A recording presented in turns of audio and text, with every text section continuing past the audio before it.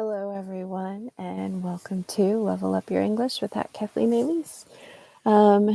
It is Monday afternoon on the 23rd of October already. Can you imagine? This is episode number 7, so we've been doing this for quite a while, and I'm just really excited. I hope this is helpful for you. Before we get going, don't forget to introduce yourself in the chat and where you're joining us from and what your native language is, if you care to share that.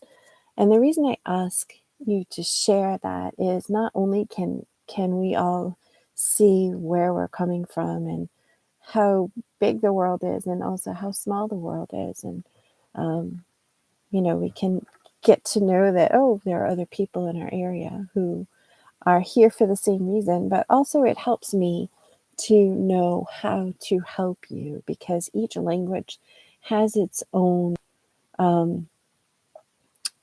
it has its own difficulties as far as English pronunciation, etc., and being accurate in your English pronunciation. So that just helps. It helps me to be able to help you better. So anyway, welcome, and I hope you're having a great day. I hope you had a wonderful weekend. And so today what we're going to be talking about is the importance of establishing a vocabulary acquisition habit, or a habit of acquiring your vocabulary and building your vocabulary. So there are 3 main reasons that I see and that I have experienced as 3 main, I have to think clearly, 3 main reasons why your vocabulary is so important.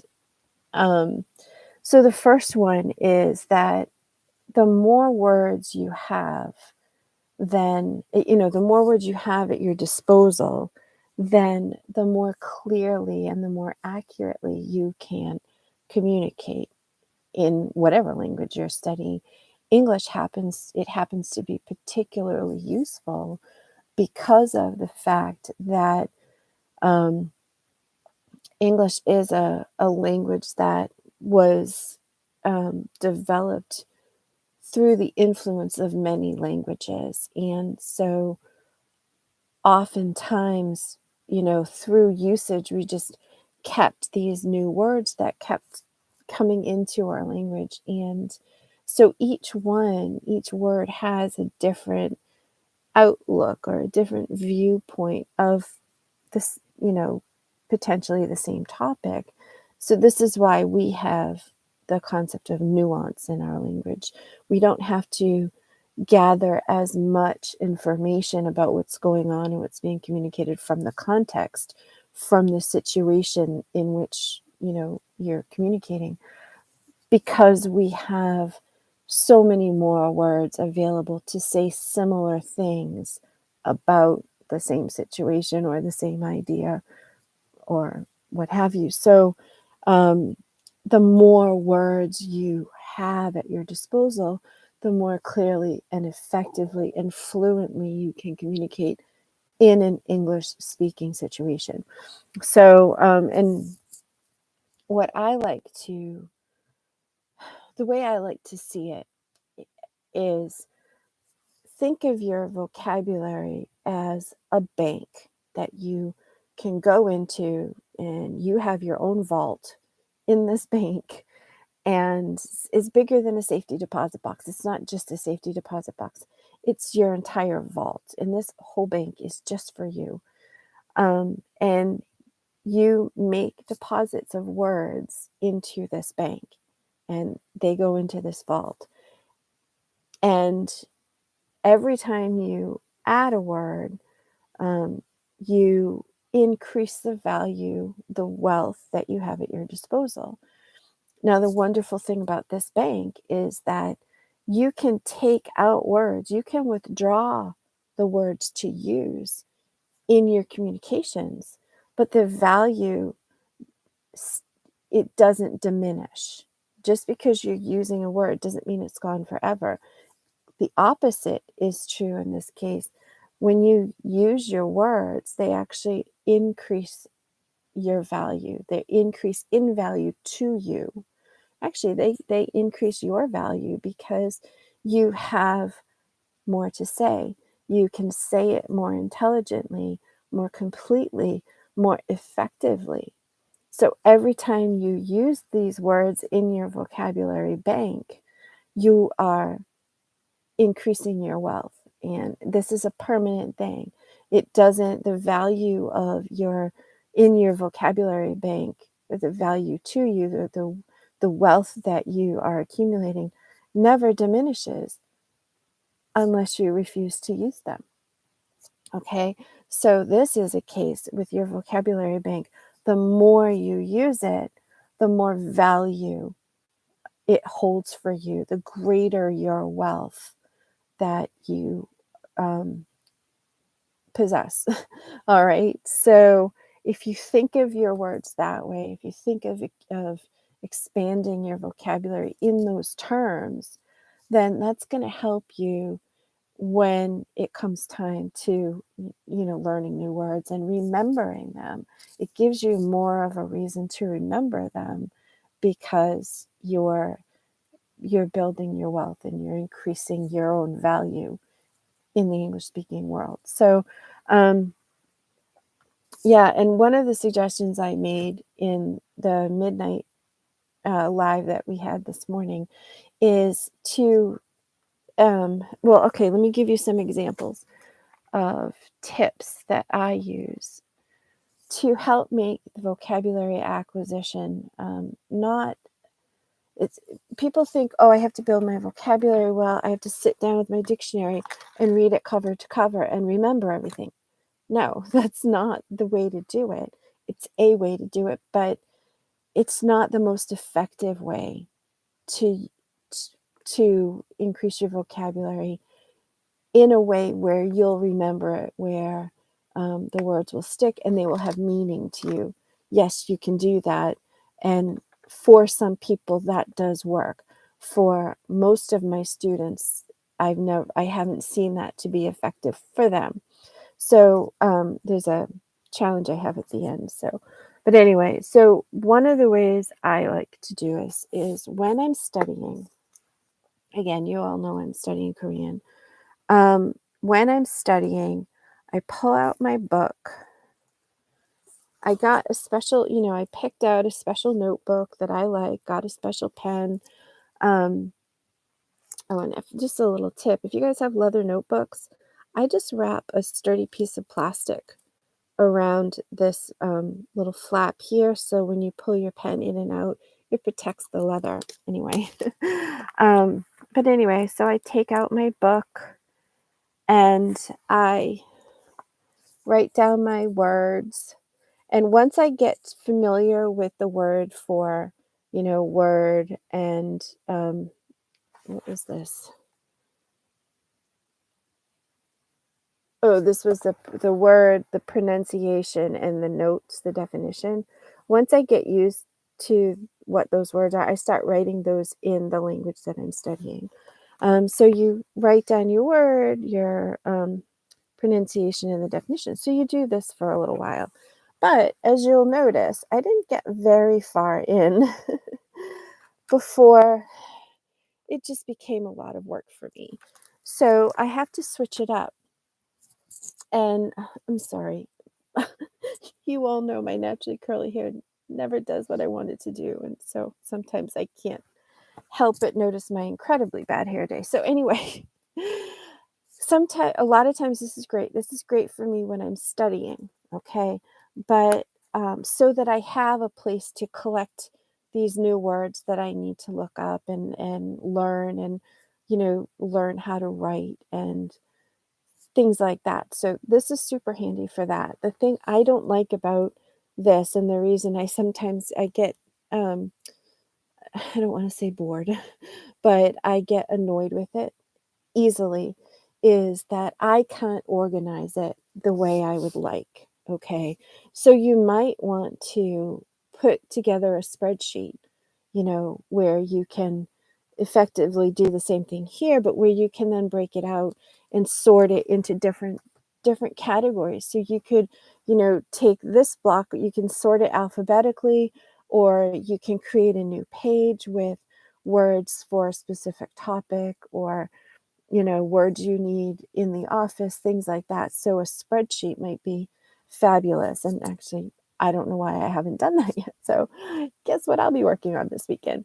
But so the vocabulary journal is fabulous, and it has a very definite place. But sometimes you just don't need all that. And sometimes you don't want to lug that around. So you might, what I like to do is put together flashcards, and I use just different colors. I cut up extra index cards or whatever. Just the colors give me that visual that I need. And the good thing about this is that those of you who are Korean, who speak Korean, don't yell at me for this. I realize I wrote the word wrong. This should be up on top, and I noticed this last night. So although it works for me, it's incorrect, so I can correct it now that I know more. So flashcards are great because it allows you to, have that physical connection in your brain. The writing it actually, um, think of it as engraving it into your brain. Writing it down on the paper engraves it into your brain, and it allows you a quick portable thing. You can just take some words, and if you're gonna have to wait for someone or whatever, you can just take these, put them in your plastic bag, stick them in your pocket, and you have a way to practice your words and or phrases as you go. And so that's one thing that's good about flashcards. The other thing is that you can see where you made your mistakes. As you learn more, you can say, oh, I did that wrong. So you can correct it without having to, mess up your whole system in your notebook or whatever. So you fix this card and you put it back in, and all is right with the world. The other thing too is that you can see which ones I did. You can notice your progress, because this one I did when I was just learning out. So I had all of the pronunciations, I had, and the definitions. But now I'm realizing, as I went along, as I built them up, I was realizing that I was relying too much on this. And I wasn't, and sometimes it would bleed through, and so I could see the answers on here. So it would hurt me, and it wouldn't help me, because I would rely on, oh, maybe I can see through. And then you pretend that you knew it, but you didn't. So what I do now is I have the word, and then I write really tiny on the bottom what it means. So you can, these are great. This is a great way to see your progress as a student of the language. So I highly recommend flashcards, that you create your own. And the reason being is because of the fact that as you're writing it and you're writing the definition, it literally is engraving it on your brain. And then it helps you when you see it. First, you can see your mistakes, but when you see it, you'll remember it better. So these physical flashcards that you make are another tip on how to make your vocabulary acquisition easy and fun and effective, because that's the key here. If you think that, oh, I have to expand my vocabulary, I have to read the dictionary, and you have that mindset, if it's not exciting to you, you're never going to learn it. And that's wasting your time, and it's wasting your energy, and it's throwing away your enthusiasm for this new language. So, find different ways that you can do that. The other thing I came up with last night or early this morning was, with these flashcards, okay, in order to associate it with the value that you're the wealth that you're building and the value um, that you are creating for yourself is to write them on the flashcards, but place them in. Place them in like a piggy bank or something, a big piggy bank, but something where you can get them out easily. And I say the piggy bank because this weekend I was cleaning and I came across this huge ceramic piggy bank, little pig shaped bank with the slot in the top. And so it just reminded me, oh, you can slip these cards in the slot and there you're building your wealth, and it helps you to remember why you're doing this, and it makes it more fun. And you know, excuse me, it just kind of ingrains that idea of building your wealth and building value. That's all. So, and there was one other thing. I'm sure I'll think of it before the class ends. There was another way. Well, if I don't think of it, watch this morning's live, and you'll get all of that information there. So the second thing I want to, oh, right, just real quick. So building new, oh no, did I mention nuance? If I didn't, it's been a strange morning today, so bear with me. But okay, because English has so many different words that can mean, they say it means the same thing, like synonyms. The definition of a synonym is two words or two or more words that mean the same thing. But if you look at the words, they don't actually mean the exact same thing. They have a different twist. There's a different viewpoint. There's a slight difference that can make a huge difference in what you're trying to say and how you present your message. So that's another reason you want to have a larger vocabulary. So the second point here that I want to make about the importance of building your vocabulary habit, or establishing your habit of building your vocabulary, is that it allows you to have more to talk about, especially if you set yourself the goal of picking a topic and building your vocabulary based around that topic. So, for instance, if you know that you're going to have to, if you've got clients coming in, or friends or visitors that you're going to be meeting and having to talk to, if you find out what they're interested in, then you can build your vocabulary based around what they're interested in. And then when you meet them, you will feel confident in speaking with them about stuff that they're interested in. And this is great for two reasons, because number one, it makes you more interesting. Actually, several reasons. It makes you more interesting. It builds your confidence. You don't have to be afraid to talk that because you don't know what to say. Well, you know what to say because you now have all these words that you can use to talk about something that is interesting to them. Maybe you're interested in it too. I don't know. But certainly it gives you something to talk about. And third, it it it gives you that. I think I just combined two things. It gives you that confidence. It takes away the fear of what we call mingling, or, small talk. And in America, once we get, when we first meet someone, we don't get right into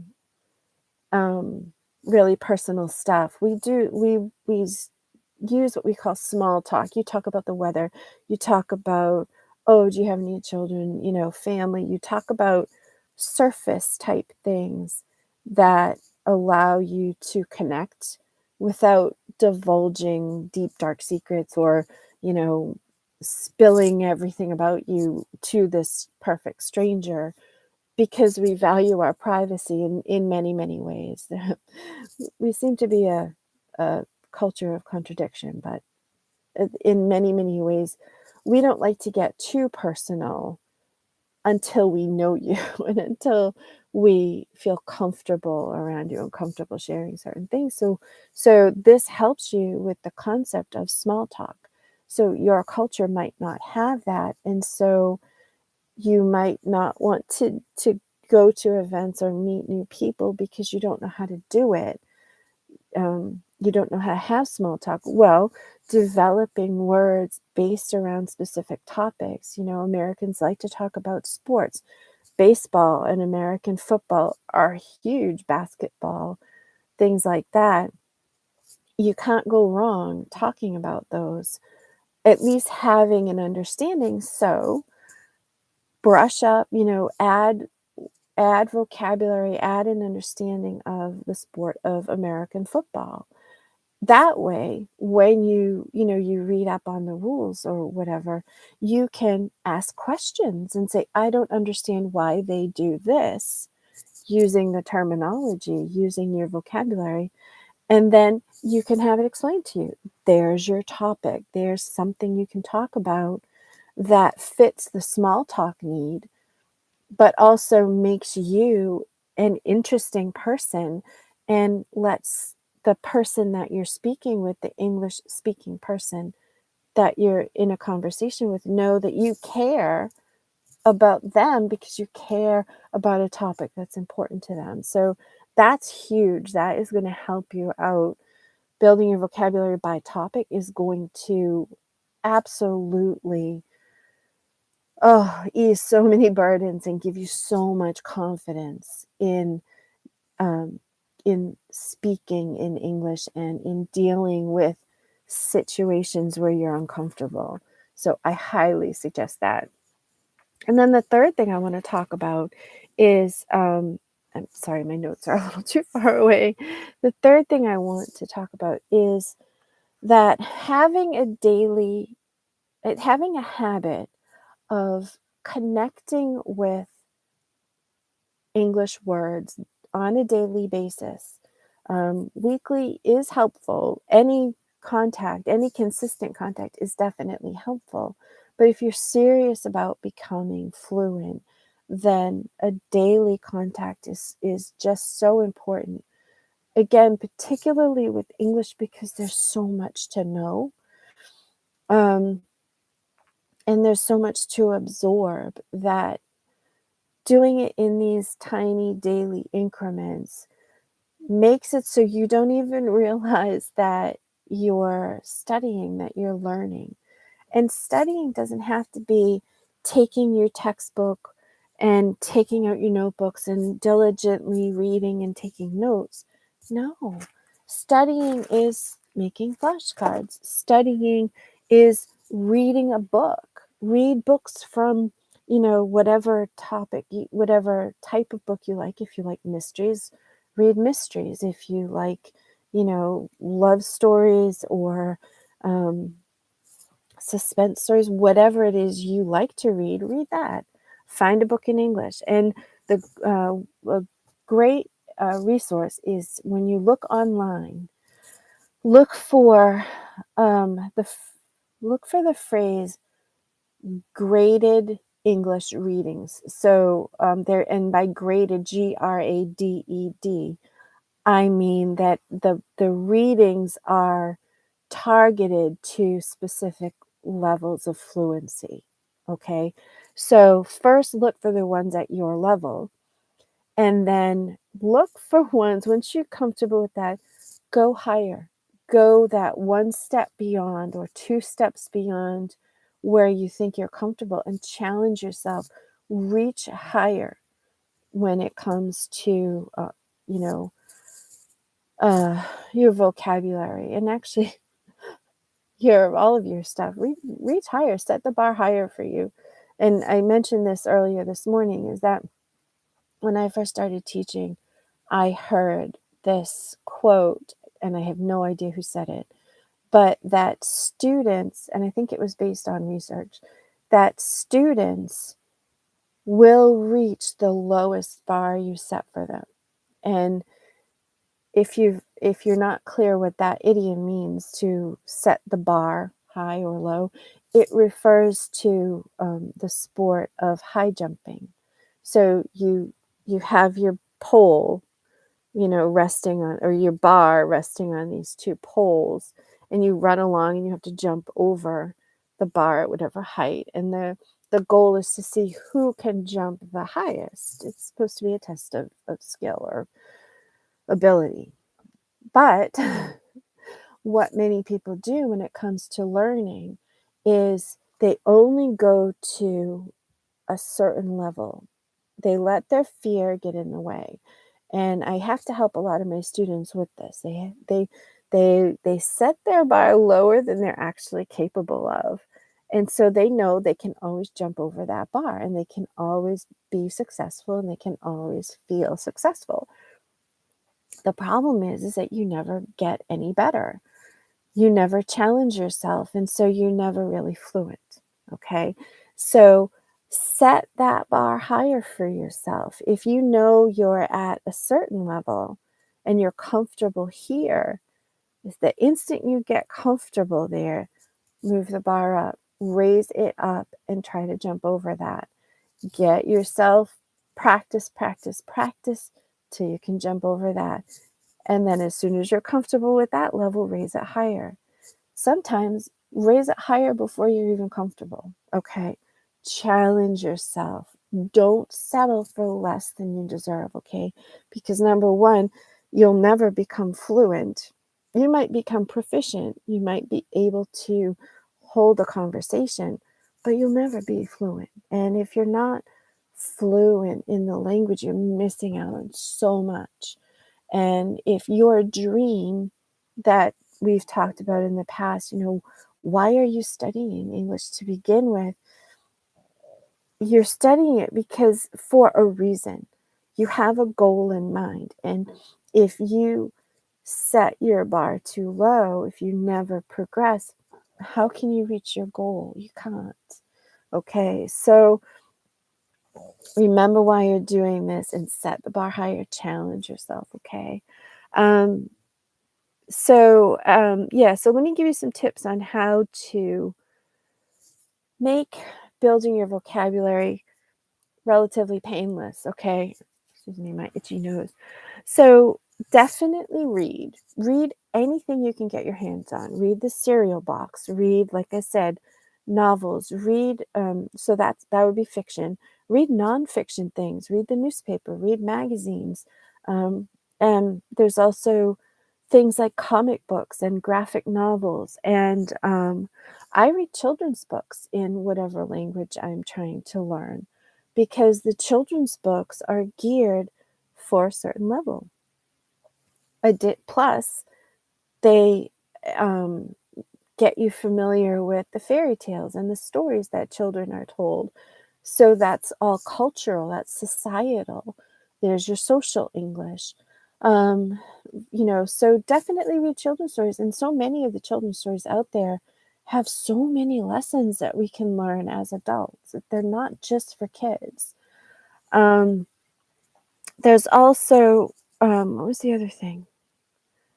Oh, I mentioned the graded readings. Oh, and if you're having trouble in the office or at work and you want to know how to write better emails, read emails. Read the emails from your manager. Read your own emails. Read emails that you said to yourself, wow, I really understood that. That's a great email. Read them. Find out what it is that makes them so wonderful. Compare it to yours and say, okay, how can I make mine as effective and wonderful as that? And read them out loud too. I always suggest, reading out loud in general is a good thing because you can hear how you sound, not only to yourself, but to other people. Are you clear? Are you distinct in your pronunciation? Can people understand what you're saying? But also, reading it out loud lets you know how, like in the case of an email, reading it out loud will tell you what kind of a tone that email has. And so Um, if you're reading an email that you wrote, maybe you were angry about, maybe you've had to explain it 3 times and you were frustrated. Well, is that frustration coming through, and is that causing a problem in your ability to communicate effectively? So reading out loud is really helpful. So anything you can find to read it. And if you're able to read it out loud, if you're not, no big deal, but read it. And my big example is when I was in school, young, learning grammar and all that stuff. I had enough. I couldn't figure it out. I just tried to imitate what other people did because I knew, well, that's correct. The book says that's correct, so that's what I do. I don't understand what I'm doing, but I did it anyway. But I started to read books that were written in other time frames. I read a lot of books. I would go to my library's book sales and things like that and pick up books, old books that they were going to throw away from like the 1800s, 1900s, you know, um, different time frames within there. And I would read those stories. Now it's old-fashioned language, but it's beautiful language. And so who's to say that just because it was, people spoke that way in 1864 or 1927 doesn't mean you can't use those phrases today. If that feels comfortable to you, if that's what makes speaking English wonderful to you, then do that. Use those words. And the other thing about reading books that were written in different eras is that you get to see the development of the society. Okay, so that helps you to understand the English people in your area. Read books, read stories from different areas of the country, because the United States of America is a huge. It has a ton of area to cover, and it has so many rich cultural pockets that the more of those pockets you understand, they're pieces to this big puzzle of Americans and the American culture. So read whatever you can and enjoy it. Have fun. If you make mistakes, if you stumble, if it's too much for you, put it aside and read something, read a magazine and then come back to it. Just the more, as I said, with your vocabulary bank, the more you put into it, the more deposits you make, the better, the more value you have, because you can communicate on so many different levels. You can communicate intelligently and with contributing value and interest and adding layers of insight and intelligence to the conversations, that it only enhances your value. People are going to want to be around you. They're going to want to talk to you because you're so interesting and you have so much to say. And now, because you have all these words at your disposal, you can say it in any way you like. Okay. So I see we're coming up on our time. We're over the time. I always miss the 30-minute mark by a minute or two, a few minutes. But anyway, my challenge for you this week is to look up and learn 10 new words. Now, that's 2 words a day, or a word a day and a few. So it's a couple ways you can do it. You can look it up by topic. You can look it up, just, open up your dictionary and the first 10 words you see, you could do it that way. A way that I like to do it, and I have mentioned this before, is I like to go on a vocabulary safari. So I look at my little dictionary, big dictionary, it doesn't matter, whatever you want. I look at this as a, I don't want to say like, as the African desert or whatever. No, that's the wrong word. It's not a desert. The African plains or whatever. Um, but you can go on safari elsewhere. So I look at this, it's just this wonderful place of discovery. And so my favorite thing to do is I'll open the book and I will just pick a word. And so the first one I see is, well, this is all connected. Oh my goodness, this is huge. So heart, Heart, and that has six major definitions and some phrases that come out of it. And so what I like to do is with that one word, I will look at all those different definitions and do my best to remember that. And then I'll go to the synonyms and the antonyms. And I will look at those words. So heart has all these definitions. And for definition number 3, which is courage or enthusiasm, like, oh, that athlete has real heart and soul for the game, they real courage and enthusiasm for the game. So for that one, there are synonyms that these synonyms: bravery, boldness, courage, and then more of a slang term is guts or mettle, nerve, pluck, enthusiasm, spirit, verve. So I will look up those different synonyms and see what they mean. So this is a great way. So therefore, you've got all of those words just based on that one word.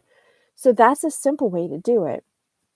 And you can do it all at once, or you can do it. I suggest doing one word every day, or, some days there's only 7 days in the week and I'm asking you to do 10 words this week. So, um, you know, do something every day.